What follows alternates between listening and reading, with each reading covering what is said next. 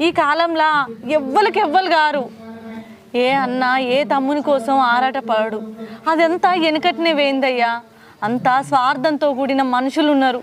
నా పిల్లలు, నా పెండ్లం, నా సంసారం అని ఆలోచిస్తారు తప్ప నా తమ్ముడు, నా అన్న అని ఎవరు ఆలోచించరు. శివ, జర నా మాటను. ఆయన గురించి నీకు ఒక్కటే ముఖం తెలుసు, ఇంకొక ముఖం తెలియదు. నేను భార్యని, నేను కట్టుకున్న దాన్ని నీ మంచిగా ఆలోచిస్తా, మన బతుకు మంచిగా ఉండాలని ఆలోచిస్తా కదా. ఎప్పుడు నా మాట వినవేంది? ఒక్కసారి ఆయన కొంప చూడు, నీ కొంప చూడు. అది గుడిసే, పీకెత్త ఒడిసే అన్నట్టున్నది. ఆయనదేమో బంగులా, ఆయనకేమో అన్ని తీర్లు ఉన్నాయి ఆ కొంపల సామాను. మనకేమున్నాయి?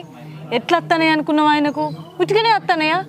ఎంతో పని చేసుకుంటాడు, అన్ని పైసలు తెచ్చుకుంటాడు, ఇంట్లో పెట్టుకొని సామాను కొనుక్కుంటాడు. ఆయన పెళ్ళేని సంది ఎన్ని లచ్చలు ఎన్కేసుకున్నాడు. ఆగరాదే, నువ్వు అన్నట్టు ఏరు పడుతున్నావు కదా, ఇంకెంత ఎక్కించి చెప్తావే? ఏరు వాడనే వాడదు మేడం తిమి, మళ్ళీ ఇంకా ఎక్కించి చెప్పబడుతుంది.